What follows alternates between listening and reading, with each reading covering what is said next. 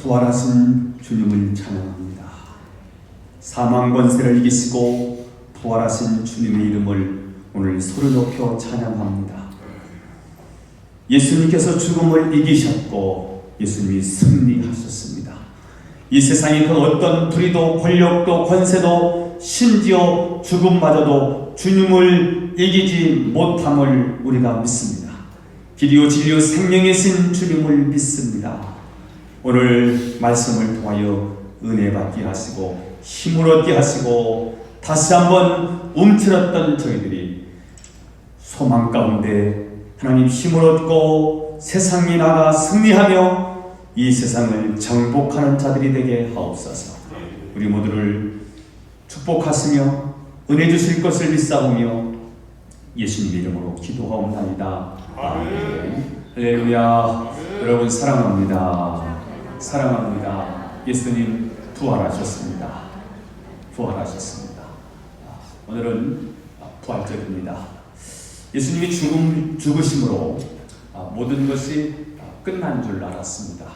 예수님을 십자가에 못 박았던 장본인들은 쾌재를 불렀을 겁니다.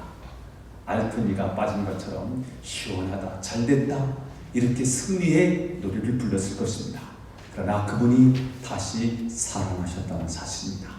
자, 그러니까 부활절은 죽음이 패하고 생명이 승리한 날이고요. 마귀, 사탄이 패하고 예수님이 승리하신 날입니다. 요즘 코로나 바이러스가 온 세상을 꽁꽁 묶어놨습니다. 아이들을 학교에 못 가게 만들었습니다. 가게에 손님이 오지 않습니다. 경제가 굉장히 어렵게 됐습니다. 교회도 예배를 정상적으로 드릴 수가 없게 됐습니다. 그저 한숨만 나옵니다. 이러다가 정말 끝장날 것만 같습니다. 그러나 여러분, 예수님께서 무덤을 열고 부활하셨다는 사실입니다. 예수님의 부활은 어둠의 권세를 꺾었다는 말입니다. 사탄의 권세를 무력화시켰다는 말입니다. 부활로 생명을 삼킨 것입니다. 그래서 부활절은 반전의 날이고 부활절은 역전의 날이고 부활절은 뒤집기 하는 날입니다. 저는 여러분의 삶에도 역전의 능력이 있기를 소망합니다. 불행이 행복으로 바뀌어지기를 바랍니다. 불가능한 일이 기적의 역사로 뒤집혀지기를 축복합니다. 코로나로 무너졌던 여러분의 삶이 예전보다 더 새롭게 힘있게 회복되는 전환점이 되기를 주 예수 그리스도 이름으로 축원합니다. 역사상 최대의 뒤집기가 있었다면 예수님의 부활 사건입니다. 십자가에서 예수님이 죽으시고 무덤 속에 계시는 동안 예수님이 태우패 당했다는 슬픈 소식이 온 누리에 퍼지게 됐습니다. 자, 그런데 평소에 그분을 사랑했던 여러분들이 예수님이 시신에 향품이라도 발라야 되겠다는 마음으로 안식구 첫날 이른 새벽에 무덤에 찾아갔다가 그들이 빈 무덤을 발견했습니다. 시신이 없어진 것입니다. 이유가 무엇입니까? 예수님이 부활하셨기 때문입니다. 그러나 이 엄청난 사실을 이해할 수 없었던 여인들은 예수님이 시체가 없어진 줄 알고 절망과 좌절에 빠져 있었습니다. 그렇습니다. 예수님이 부활하셨지만 예수님의 부활을 믿지 못하면 이렇게 우리는 절망에 빠져 살게 되는 것입니다. 분명히 예수님이 부활하셨지만 부활을 믿지 못하고 부활을 이해하지 못했던 두 명의 제자가 예루살렘에서 엠마오로 내려갑니다. 그때 내려갈 때의 표현을 성경은 슬픈 기색을 띠고 슬픈 빛을 띠고 엠마오로 내려가고 있었다고 이야기하고 있습니다. 부활하셨는데 부활의 주님을 만나지 못했기 때문에 부활의 사실을 믿지 못했기 때문에 절망 가운데 빠지고 있습니다. 부활절의 최고의 비극은 예수님이 부활하셨지만 그 부활을 믿지 못하는 것입니다. 부활처럼 현대인들이 믿지 못하는 것도 없는 것 같습니다. 당시에도 시체를 누가 훔쳐갔느니, 거짓말을 누가 유포했느니, 기절했다가 살아났느니 그러면서 예수님의 부활을 믿지 못했습니다. 이 시대에 예수 안 믿는 사람들은 두말할 필요가 없고요. 예수 믿는 사람들까지도 예수님의 부활을 잘 믿지 않습니다. 사상으로 예수님의 부활을 믿습니다. 관념론적으로 예수님을 믿습니다. 그냥 그림 속에, 생각 속에 그냥 예수님의 부활을 믿는 정도입니다. 교리적으로 예수님이 부활하셨다니까 그냥 교리적으로 이해하는 정도입니다. 그러나 여러분, 예수님의 부활은 실제적인 부활입니다. 역사의 부활입니다. 이 부활을 믿어야 합니다. 사람들은, 예수 믿는 사람들조차도 이 부활, 실제적인 부활을 믿지 않습니다. 그러나 성경은 분명하게 말씀합니다. 오늘 본문에 여기 계시지 않고 말씀하신 대로 살아나셨느니라. 살아나셨느니라. 저는 오늘 본문 말씀을 통해서 예수 다시 사셨네라는 제목으로 부활절 메시지를 나누려고 합니다. 첫 번째입니다. 예수님의 부활은 역사적인 사실입니다. 팩트입니다. 예수님의 부활은 역사적인 사실입니다. 그러므로 예수님의 부활을 무엇으로 믿자고요? 역사적 사실로 믿으시기를 축복합니다. 예수님의 부활을 제일 먼저 알게 된 사람들은 무덤을 찾아갔던 여인들이었습니다. 1절 말씀을 읽어보겠습니다. 시작. 안식일이 다 지나고 안식 후 첫날에 되려는 새벽에 막달라 마리아와 다른 마리아가 무덤을 보려고 갔더니, 자, 예수님이 문명하신 시간은 금요일 오후 3시입니다. 3시간 후 6시가 되면 안식일이 시작됩니다. 안식일은 저녁부터 시작되거든요. 안식일이 되면 아무것도 할 수가 없습니다. 5리 이상을 걸어갈 수도 없습니다. 무엇을 들고 가는 것도 제약이 되어 있습니다.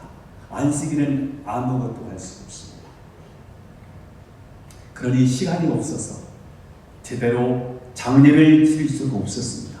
시신을 짓고 시신을 깨끗이 씻고 거기다 향품도 바르고 수의도 입혀드리는 이 절차를 다 무시한 채 대강대강 그냥 아리마대 사람 요셉의 무덤에 예수님을 모시게 된 것입니다. 자, 그런데 평소에 주님을 사랑했던 여인들은 그 사실이 너무 안타까웠습니다. 주님으로부터 은혜를 받았던 그들은 예수님에게 뭐라도 해야 되는데 아무것도 하지 못한 채 예수님을 보내드리는 것, 예수님을 장례를 그렇게 치르는 것에 대해서 못내 아쉬웠습니다. 그래서 그들은 안식이 다 가기를 기다렸다가 안식이 끝난 후 이른 새벽에 예수님의 시신의 향유라도 바르기 위해서 주님이 묻히신 그 무덤가로 달려가게 됐습니다. 자, 그런데 무덤에 도착했을 때 상상할 수 없는 엄청난 일이 벌어져 있었습니다. 흰옷을 입은 천사가 무덤을 덮고 있었던 돌을 불러내고 그 위에 앉아있는 것입니다. 그것을 본 여인은 얼마나 놀라고 얼마나 두려워했겠습니까? 두려워하고 있는 그 여인은 천사가 보고 이렇게 말했습니다. 5절에서 6절입니다. 5절에서 6절 시작. 천사가 여자에게 말하되 이르되 너희는 무서워하지 말라. 십자가에 못 박히신 예수를 너희가 찾는 줄을 내가 아노라. 그가 여기 계시지 않고 그가 말씀하신 대로 살아나셨느니라. 와서 그가 누우셨던 것을 보라. 천사가 두려워하고 있는 여인에게 무서워하지 말라 이렇게 말하면서 너희가 십자가에 못 박히신 예수님을 찾고 있니? 그분은 여기 계시지 않아. 살아나셨다. 그러면서 아주 친절하게 그가 누우셨던 것을 봐라 하고 그분이 누우셨던 그 자리를 보여주었습니다. 이것은 빈무덤, 부활을 증명하고 있는 거예요. 빈무덤은 역사적인 부활의 사실을 알려주고 있습니다. 예수님은 무덤이 닫힌 상태에서도 얼마든지 살아났을 수 있었을 텐데 굳이 무덤을 열고 부활하셨습니다. 제자들이 두려워 떨어서 마가의 집에 몰래 숨어 들어가서 거기서 벌벌 떨고 있었거든요. 문을 닫아놨는데 꼭 꽁꽁 걸어 잠갔는데 예수님이 나타나신 거예요. 부활의 주님은 물리적인 공간을 초월할 수 있고요. 시간도 초월할 수 있어요. 그분이 부활하신 부활체가 그런 거예요. 몸도 있어요. 근데 이 몸이 이런 몸이 아닌 거예요. 육신의 이 제약을 받지 않아요. 공간, 시간의 제약을 받지 않았어요. 그런 부활이에요. 그런 부활이라면 구태여 무덤의 문을 열 필요가 뭐가 있겠어요. 그런데 오늘 예수님이 부활은 무덤을 열었어요. 그리고 보여주었어요. 빈 무덤이었어요. 왜요? 빈 무덤을 공개하심으로써 예수님의 부활을 역사적인 부활로, 역사적인 사실로 드러내고 싶었기 때문이겠죠. 세상의 모든 무덤 속에는 다 시신이 들어있습니다. 썩고 부패한 뼈라도 남아있어요. 해골이라도 거기에 남아있습니다. 그러나 예수님의 무덤에는 시신이 없습니다. 사도행전에 보니까 너희가 십자가에 못 박아 죽인 그 예수를 하나님이 다시 살리신지라 이렇게 말씀했습니다. 예수님은 무덤에 머물러 있을 수가 없었습니다. 어떻게 하나님의 아들이 무덤에 갇힐 수 있었겠습니까?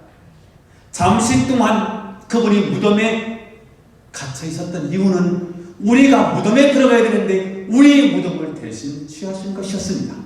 그분이 그렇게 죽으실 이유가 없는데, 그분이 그렇게 하나님의 저주와 재앙을 받아서 심판을 받을 필요가 없었는데 그분이 심판을 받은 이유는 우리의 죄 때문이었습니다. 그러나 그것은 잠시였어요. 음부가 그를 가둘 수가 없었어요. 무덤이 그를 가둘 수 없었어요. 하나님이 그를 살리셨습니다. 예수님은 부활하셔서 죽음의 문제를 해결해 주셨습니다.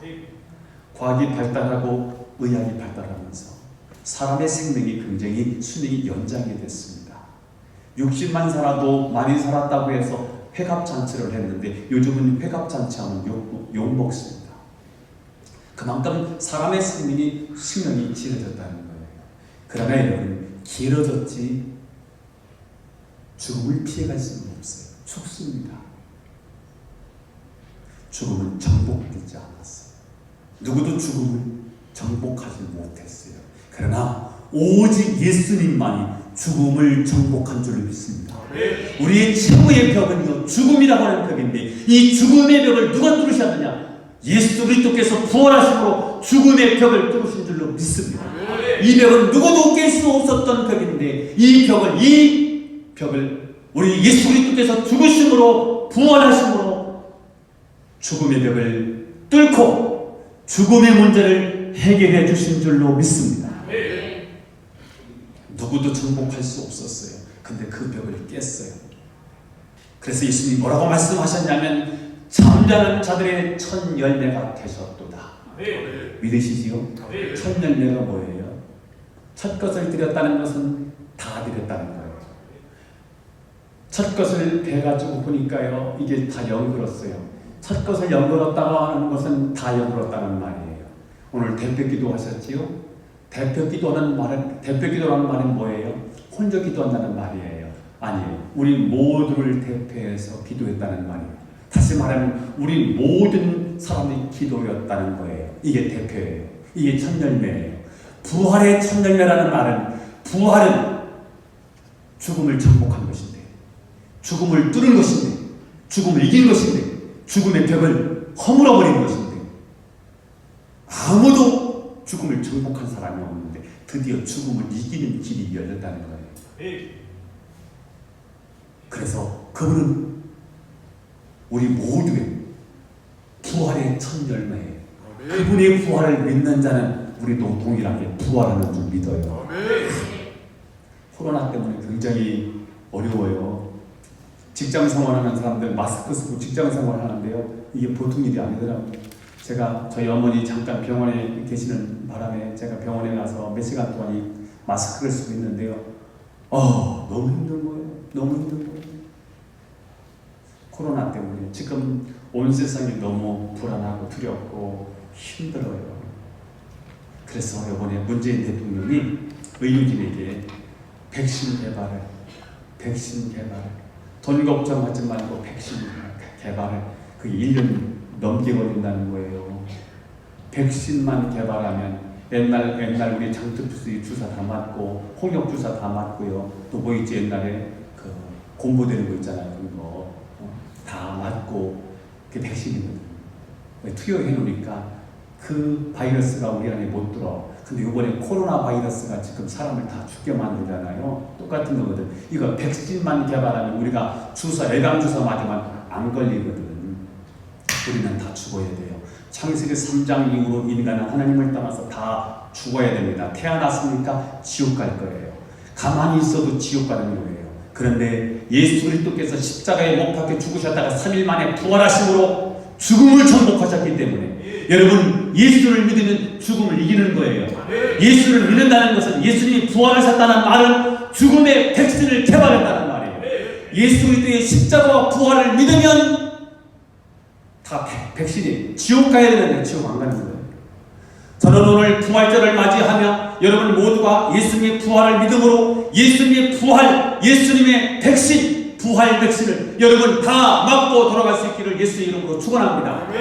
부활의 백신을 맞으면 우리는 지옥 안 갑니다.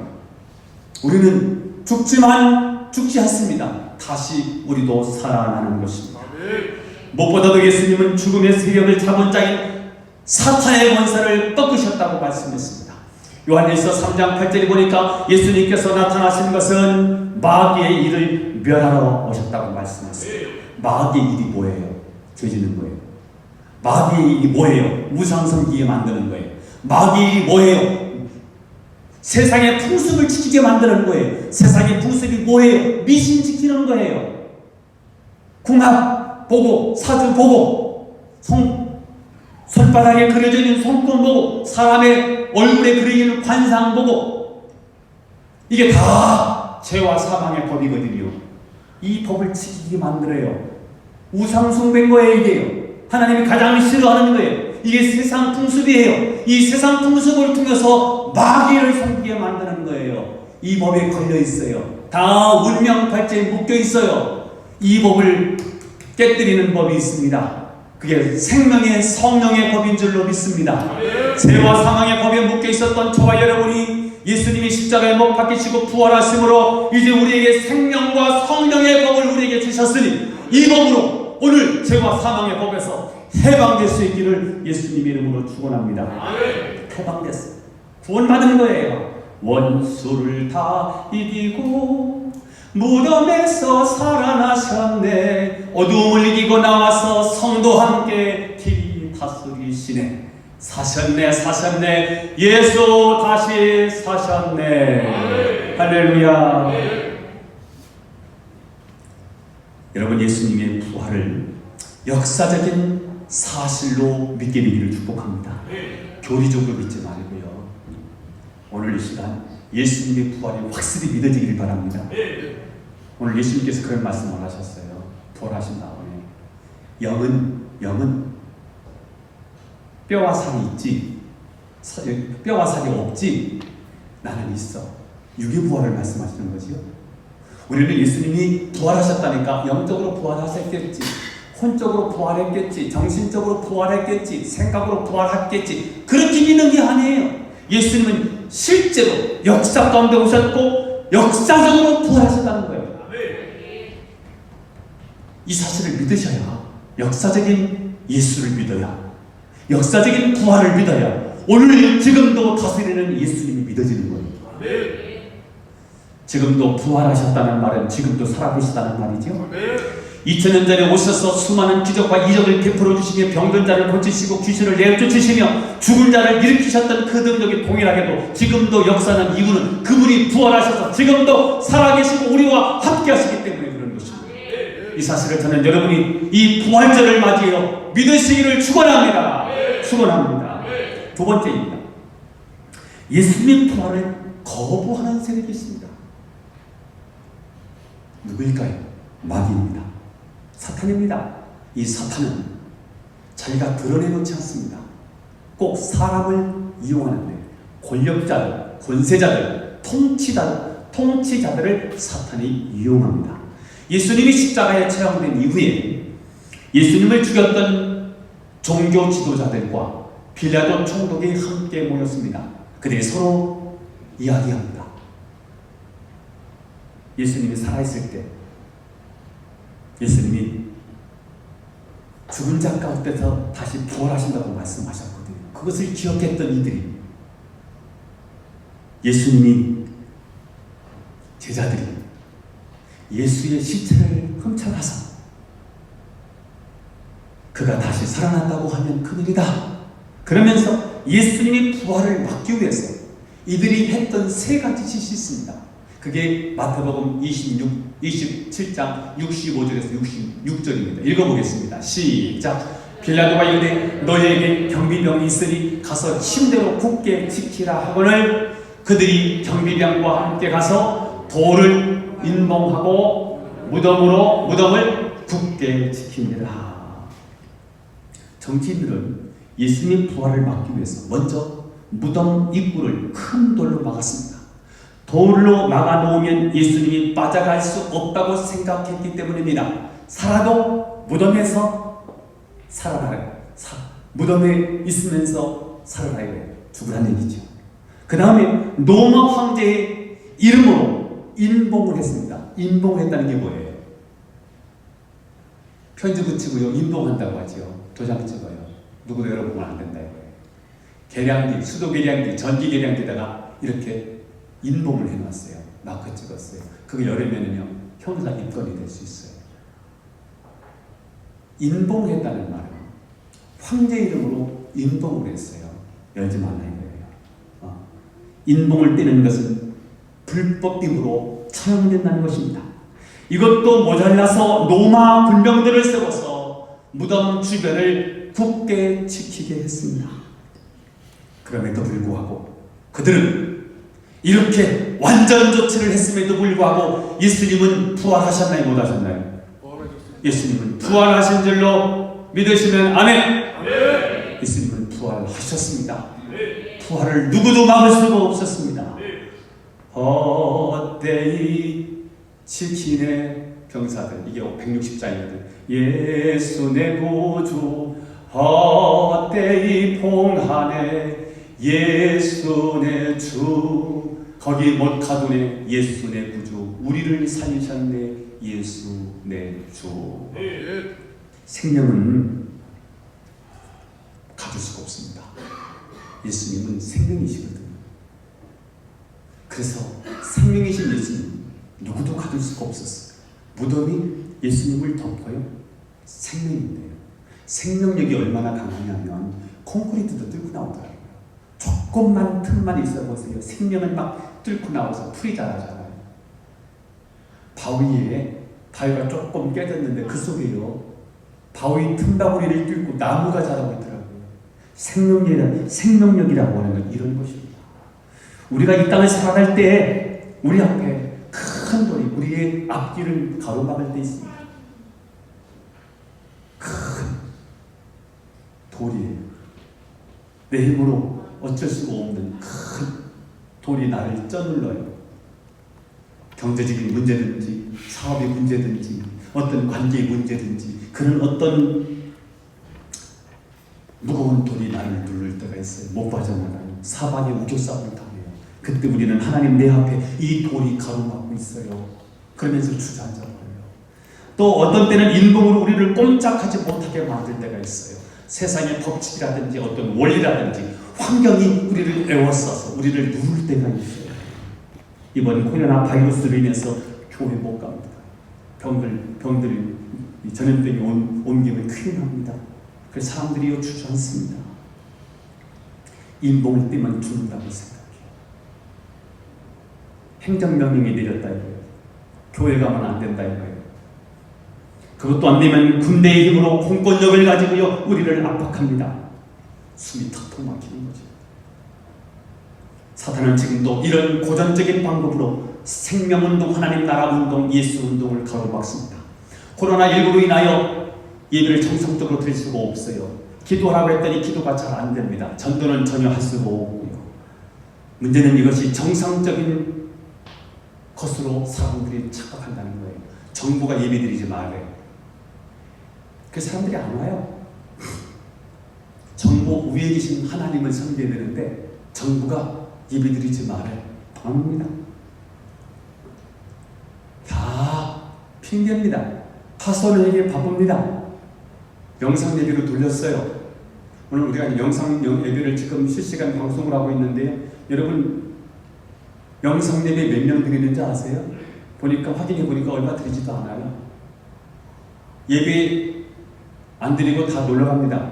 꽃 구경 갑니다. 안 드립니다. 예배 무너집니다. 기도 안 합니다. 이러면 하나님에게 점점 멀어지죠. 그래서 유다가 망했어요. 그래서 이스라엘이 멸망했습니다. 겨울 옵니다. 한국교회 겨울 옵니다. 이렇게 가다가 한국교회 금방 겨울을 맞습니다. 영국교회가 맞이했던, 저 유럽교회가 맞이했던 기독교의 겨울이 금방 찾아오고 마는 것입니다. 이게 타락입니다. 제가 이번 코로나 사태로 인해서 수요일 예배를 드릴 수 없고 금요일 나만의 기도회를 드릴 수 없으니까 시간이 좀 나더라고요. 요즘 성경책을 하루에 제가 어제는 83장을 읽었어요. 성경을 그냥 읽어보는 거예요. 50장 이상을 계속 읽고 있거든요. 하루에 시간 되는. 그 다음에 제가 코로나 이후로 새벽 기도하고 그 다음에 저녁에 7시나 8시 사이에 제가 나와서 1시간 기도를 꼭 해야 되겠다. 가로막히니까 가로막힌다고 주저앉아 버리더라고요. 여러분, 기독교는 그렇지 않습니까? 기독교는 부활의 종교입니다. 기독교는 죽은 자 가운데서 다시 살아나는 종교입니다.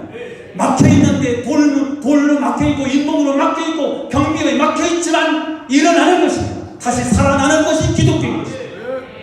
저는 이 교회가 다시 회복되기를 축원합니다. 한국교회가, 이 토목교회가 다시 어둠의 세력에 눌려있던 이 세력이 예수 이름으로 물러가기를 바랍니다. 이 교회가, 조국교회가 속히 회복되기를 예수 이름으로 축원합니다. 잘못하면 여러분들 합니다. 제가 요즘 에레미야 심정을 가지고 설교합니다. 풍전등화예요. 경제적으로 넉넉해요. 잘 살아요. 애교도 잘하고 있어요. 아무 문제 없어요. 그러나 하나님이 보실 때는, 선지자들이 볼 때는요, 이 나라가 영적으로 망하고 있는 거예요. 하나님에게서 너무너무 멀리 떨어져 있는 거예요. 안타까운 마음을 가지고요, 에레미야가 이렇게 하면 망해요. 이렇게 하면 이 나라 망합니다. 하나님께로 돌아와야 합니다. 하나님께로 돌아오십시오. 세상에 빼앗겼던 여러분들의 마음을 하나님께로 돌아오셔야 합니다. 이 메시지를 눈물을 흘리면서 절규하듯이 말씀을 증거하니까 그 메시지를 듣기 싫다고 에레미야를 감옥에 가두었어요. 그러다가 결국은 유다가 바벨론에 의해서 멸망하고 말아요. 이 이스라엘의 역사입니다. 제가 이사야서, 어제는 이사야서, 호세아서, 아모스, 요엘, 요나서 쭉 읽다가 아모스 말씀을 읽다가 제가 잠깐 멈췄던 게 있어요. 아모스 4장 10절을 읽어보겠어요. 시작. 내가 너희 중에 전염병 보내기를 애굽에서 한 것 같이 하였으며 칼로 너희 청년들을 죽였으며 너희 말들을 노력하게 하며 너희 진영의 악체로 코를 찌르게 하였으나 너희가 내게로 돌아오지 아니하겠느니라. 여호와의 말씀입니다. 아모스 선지자는 북이스라엘이 가장 최고의 경제적인 번영을 누릴 때입니다. 여로보암 2세가 통치하던 시절에 하나님이 호세아를 보냈고 아모스를 보냈어요. 제대처럼 망하는데 돌아오라고 해 하고 외친 선지자가 아모스예요. 근데 이 북이스라엘의 운명은요, 정말 바람 앞에 등불이었어요. 경제적으로요, 잘 살았습니다. 정치로 말하면, 경제로 말하면, 외교로 말하면 정말 가장 나라를 잘 다스렸던 왕이 여로보암 2세입니다. BC 730년에서 50년 이때 활동했던, 이때 이스라엘을 치리했던 왕입니다. 정말 잘했습니다. 그런데 경제는 부흥했는데 영적으로 우상이 완전히 파렴치게 됐습니다. 그래서 하나님의 사랑하는 이 백성을 하나님이 그냥 내버려 둘 수가 없어서 선지자를 보냈어요. 그게 아모스였어요. 뭐라고 했는지 아시지요? 내가 너희 중에 전염병 보내기를 애굽에서 한 것처럼 하였으면 전염병 보내는 거예요. 지금 코로나 바이러스가 여러분 하나님의 심판이라는 사실을 아십니까? 인류를 향한 높아진 이론과 높아진 사상과 하나님을 대적하는 이 지식에 대한 하나님의 심판이라는 사실을 혹시 아십니까? 전염병이에요. 심판이 온 거예요. 그런데도 불구하고 너희가 내게로 돌아오지 아니하였느니라. 돌아와야 합니다. 한국교회 하나님께로 돌아와야 합니다. 영적으로 하나님께로 깨어 있어야 합니다. 너무 멀리 있어요. 무감각한 거예요. 하나님 떠났는데 예배 안 드렸는데 아무렇지도 않아요. 이거 굉장히 중병 아닙니까? 큰 병이에요. 중병을 앓고 있어요. 그런데 영적인 병은요, 감각이 없어요. 육체적인 감각을 느끼지 못하는 거예요. 그래서 하나님이 하도 감각을 느끼지 못하니까 코로나를 일으켰어요. 이렇게 이 세대를 심판하고 한국교회를 지금 엄청난 경고에서 지금 주고 있는 거예요.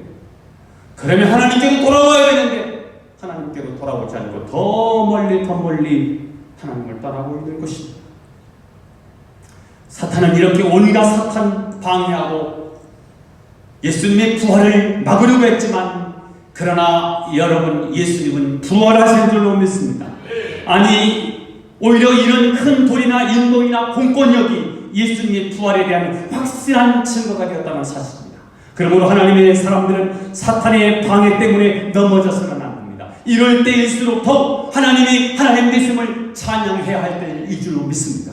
하나님이 되심을 노래하고 경배할 때가 바로 이때인 줄로 믿습니다. 우리에게 소원이 하나 있네. 주님 다시 오실 그날까지 우리 가슴에 새긴 주의 십자가 사랑, 나의 교회를 사랑케 하네. 주의 교회를 향한 우리의 마음, 희생과 포기와 가난과 고난, 하물며 죽음조차 우리를 막을 수 없네. 우리의 교회는 이 땅의 희망, 교회를 교회되게, 예배를 예배되게 우리를 사용하소서. 진정한 부흥의 날 오늘 임하도록 우리를 사용하옵소서. 여러분, 예배가 예배되게 해야 합니다. 교회를 교회되게 해야 합니다. 그리야 하나님 우리를 이민족을, 이 조국교회를 하나님이 써주실 줄로 믿습니다. 히브리서 10장 38절을 읽어보겠습니다.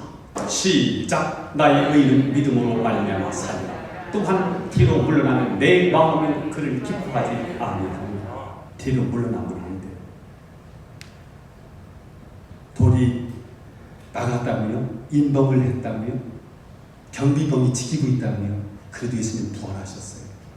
이게 부활이에요. 부활은 누구도 막을 수 없어요. 코로나가 우리 예배를 막아서는 안 돼요. 막을 수가 없어요. 막혀서도 안 되는 거예요. 코로나 때문에 예배를 드릴 수 없을 때 여러분, 우리는 더 깨어 있어야 될 줄로 믿습니다.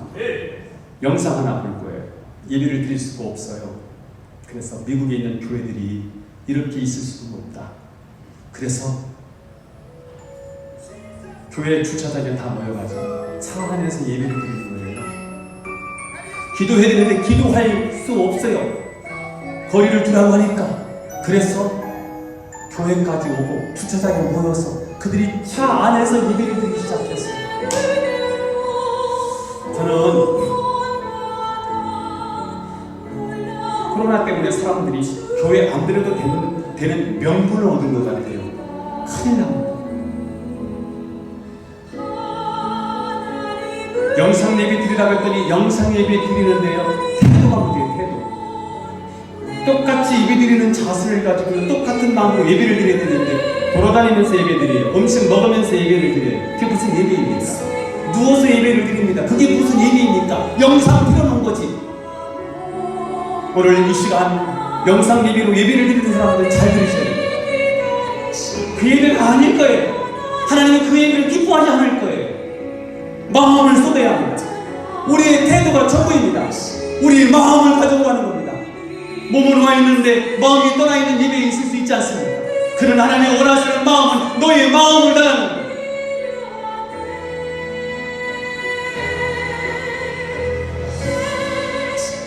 물러나지 말라는 거예요. 부활을 체험한 성도들의 바른 자세, 저는 여러분이 예수님의 부활은 곧 나의 부활임을 믿으시고 항상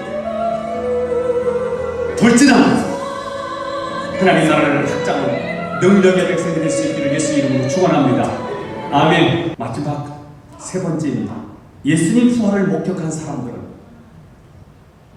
어떻게 신앙생활을 해야 할까?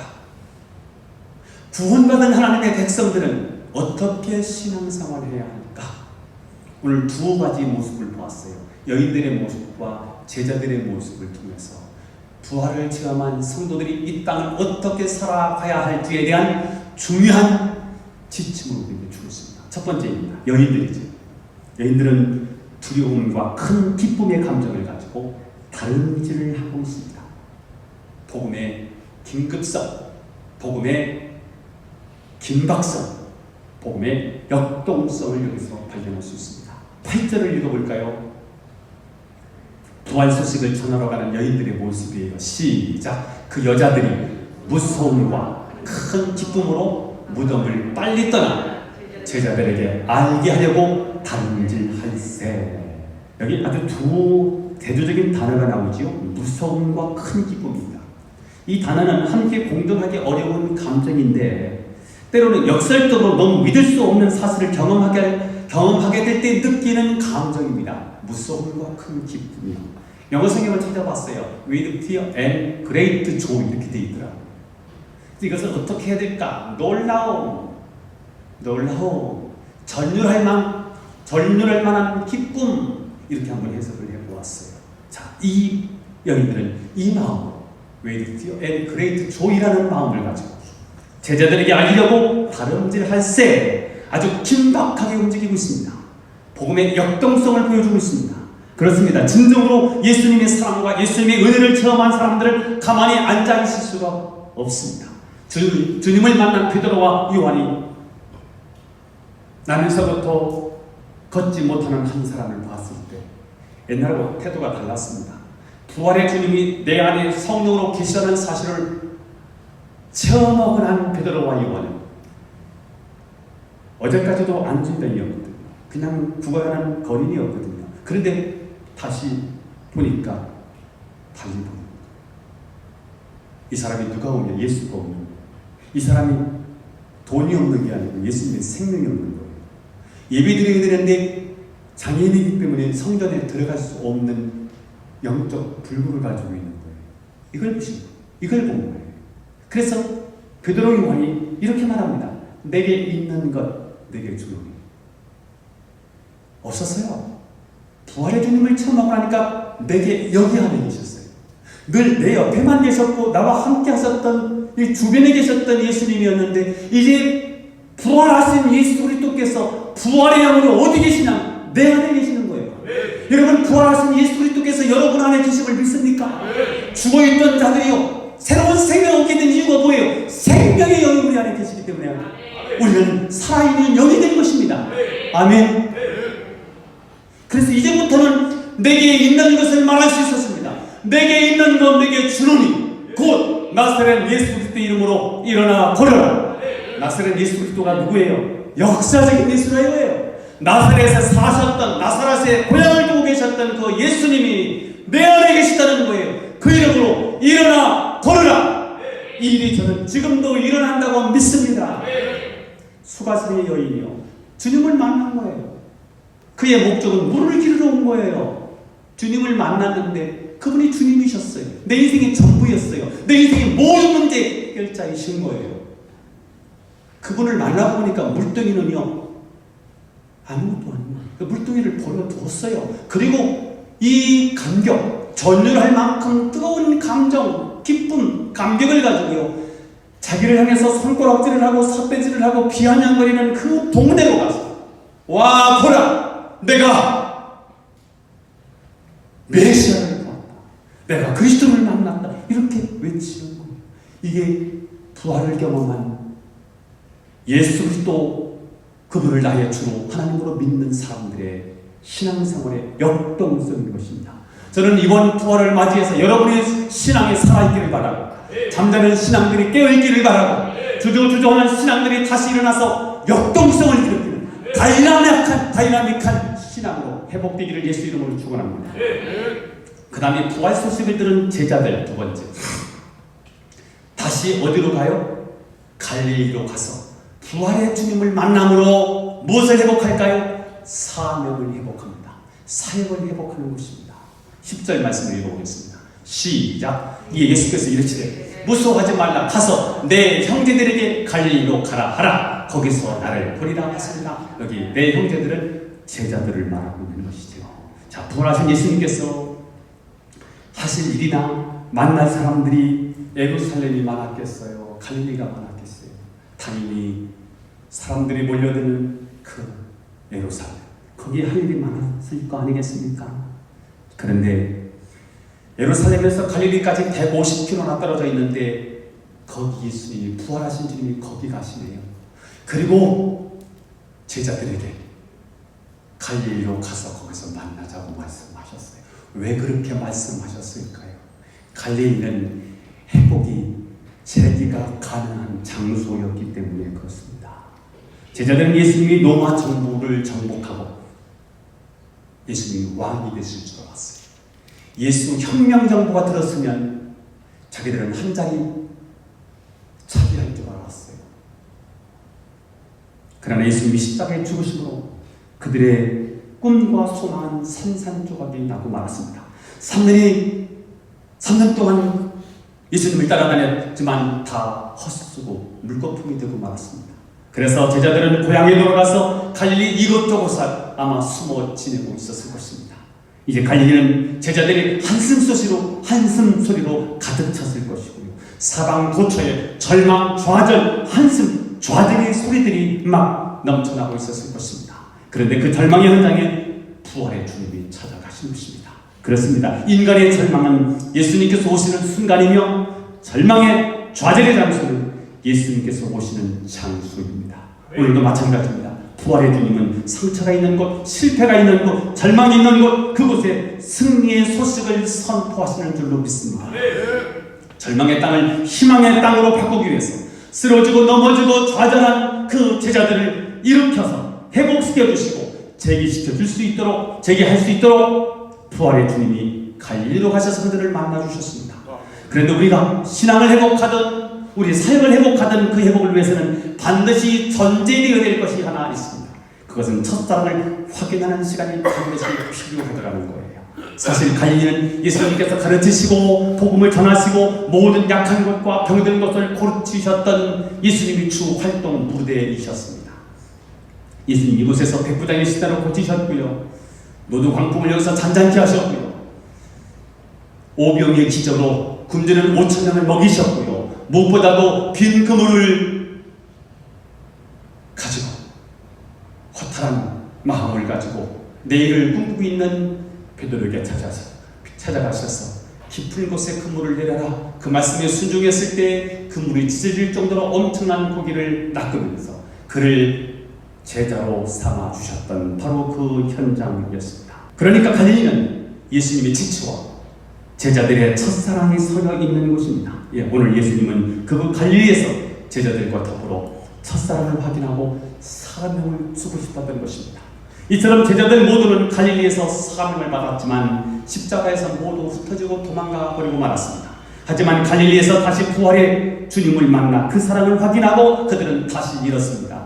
네가 나를 사랑하느냐? 제가 주님을 사랑합니다. 내 양을 먹이라. 네가 나를 사랑하느냐? 네, 내가 주님을 사랑합니다. 내 양을 지라. 다시 일으켜 주셨습니다.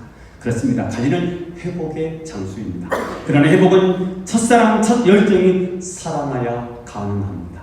버린 사명을 새롭게 회복하는 것, 흩어졌던 공동체를 다시 재건하는 것, 그것이 갈릴리입니다. 우리들은 너무나 분주하고 복잡한 상황 속에서 살게 갈릴리를 잃어버렸습니다. 하루하루 부딪히는 바쁜 일들에 휩싸여서 사명의 갈릴리를 잃어버렸습니다.